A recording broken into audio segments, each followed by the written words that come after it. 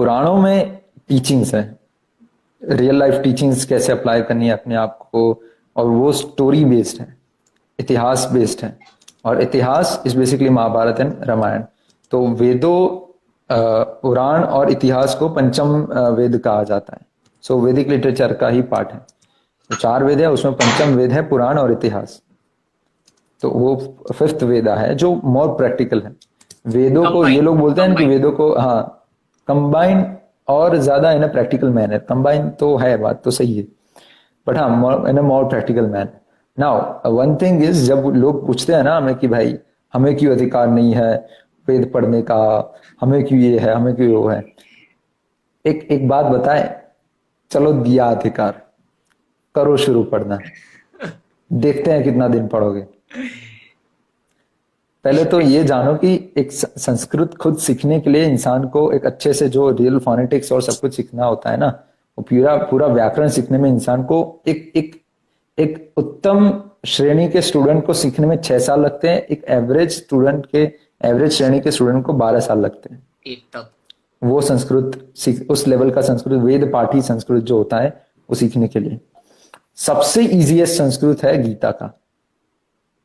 आप नहीं भी आती ना संस्कृत, वो तो भूल जाओ, संस्कृत हिंदी ट्रांसलेशन नहीं भी दिया ना, तो आप ऐसे ही 2-3 बार सिर्फ वो श्लोक पढ़ोगे ना, आपको अंदाज आएगा भगवान कुछ ऐसा कहना चाहते हैं। ऐसा कहना, कर्मण्येव अधिकार अस्ति। अच्छा, कर्म अन्येव अधिकार अस्ति, कर्म और अधिकार की कुछ बात हो रही है यहाँ पर। So it's that simple. इसलिए गीता का, भगवान ने, गीता बनी ही कलयुगी लोगों के लिए, हर किसी के लिए, कोई भी पढ़ सकता है। तो आपके लिए सिंपल करके दिया है, क्यों लंबी लंबी मगजमारी करने जा रहे हो आप इतना, मतलब। हाँ जी, बताइए रवि भाई। फिर अगर संस्कृत नहीं आएगी, मेरे को स्वयं 5 साल लगे थे। जिसको अच्छे से संस्कृत नहीं आती ना, वो श्लोक भी ऐसे पढ़ते हैं, पुत्राम रक्ष महालक्ष्मी भार्याम रक्ष तो भैरवी लिखा होता है, और वो पढ़ता है पुत्राम रक्ष महालक्ष्मी भार्याम भक्ष तो भैरवी। मतलब रक्षतों की जगह भक्षतों पढ़ लेते हैं। फिर ये होता है प्रॉब्लम, पूरा संस्कृत जानते नहीं है लोग। ये है कि जो कर्मकांडी संस्कृत है और जो वैदिक संस्कृत है ना, उसके अंदर आप फॉल्ट नहीं कर सकते। उसमें उसमें हाँ, मतलब वो तो है, आप बोल रहे हो वो सही है, भारी तो है, उसमें आप फॉल्ट नहीं कर सकते। अपराध लगता है आपको, अपराध लगता है। Plus those are literally spells. मतलब जब आप वो जब आप वो करते हो ना, जब वो बोलते हो तो वो हो जाती है चीजें। आप आह्वान करते हो तो वहां पर इंद्र सुन रहे होते हैं। तो आपने अगर कुछ गलती की तो वो एज इट इज हो जाएगा। और संस्कृत इतनी कॉम्प्लेक्स लैंग्वेज है, इतनी कॉम्प्लेक्स लैंग्वेज है कि एक स्टोरी थी, मतलब शायद पंच किसमें आता है, कहीं पे आया था, मैं ढूंढना होगा, बहुत समय पहले हमने इसके, कि एक राजा थे, उनको अपने पुत्र से बहुत मोह था, तो उनको गुरुकुल नहीं भेजना था, पर भेजना पड़ा क्योंकि उनके जो राजगुरु थे उन्होंने बोला कि भेजना तो होगा, क्षत्रिय का पुत्र है, जाएगा ही।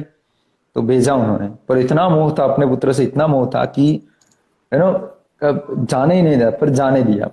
फिर जब 12 साल के, 14 साल के बाद जब वापस आने वाला था ना, तो उस समय उन्होंने एक पत्र लिखा अपने पुत्र के लिए, एकदम लव लेटर काइंड ऑफ, एकदम प्यार से, कि हमारे पुत्र जिसकी आंखें इतनी ऐसे कमल नयन जैसे उसके नयन थे, उसके होठ ऐसे थे, उसके ये ऐसे, वो पुत्र को देखने के लिए हम इतने वो हो रहे हैं, इतने तक। तो पूरा वात्सल्य भाव पिता में था, वो सब कुछ उसमें ढोल दिया। अब यहाँ हुआ यूं कि उनका जो सेनापति था, जो कमांडर था, वो एक्चुअली राजा का दुश्मन था। तो वो पूरा पत्र लिख के फिर वो दिया सेनापति, बोलो कि ये पहुंचा दो हमारे बेटे तक, क्योंकि अभी वो कुछ दिनों में गुरुकुल से छूट के फिर आ रहा है, तो ये उन तक पहुंचा दो। तो सेनापति ने क्या किया, पूरा खोला और ऐसे पढ़ा एक बार, फिर इस इंक लेके सिर्फ एक डॉट ऐड कर लिया, नथिंग एल्स, जस्ट एक डॉट। जैसे अकीता और अंकीता, तो अ के ऊपर जो डॉट लगता है ना, वो ऊपर वाला डॉट लगा दिया, ठीक है। तो वो अंकीता कर दिया, अ में से अंग कर दिया, सिर्फ इतना किया, फिर वापस भेज दिया। और पता है क्या हुआ, उनका बच्चा जो आया ना, उसकी आंखें फोड़ के उसको भेजा गया। पूरे लेटर का मतलब बदल गया, पूरे लेटर का मतलब बदल गया सिर्फ एक डॉट से। फिर उसका मतलब ऐसा हो गया कि हमारा हमारा पुत्र जिसकी आंखें ऐसी है, इसकी इतनी सुंदर है, वो सुंदर मत रखो, उसको फोड़ कर हमारे पास भेजना, वरना हम उसको एक्सेप्ट नहीं करेंगे। इसका पूरा मतलब बदल गया। दिस इज संस्कृत और this is literally the spell. अब आप सोच लो, अगर आप उच्चारण अगर गलत करोगे वेद का, ये तो फिर भी इंसान थे अमल करने वाले, वो तो देव होंगे जो अमल करेंगे। आप अगर थोड़ा गलत बोल दिए तो आपके जीवन का क्या हो जाएगा, आप सोच अनर्थ लो। अनर्थ भी तो नहीं समझेंगे ना, और वो टाइम पे चलो समझ लो एक हम गलत लोग तो। उच्चारण के ऊपर सोटी पड़ती थी। जब हम पढ़ते थे ना, तब सोटी पड़ती थी हाथ में, और वो भी बहुत जोर से। हम्म और चोटी बांध दी जाती थी हमारी, जब तक हम सीख ना जाए। हम्म सो ये ये वाली। बहुत ही इंपॉर्टेंट चीज है। ऐसे हवा में बोल देना कि हमें भी वेद पढ़ना है, सब ठीक है, पढ़ो, पर भाई इतना इतना सिंपल नहीं है ये सब चीजें।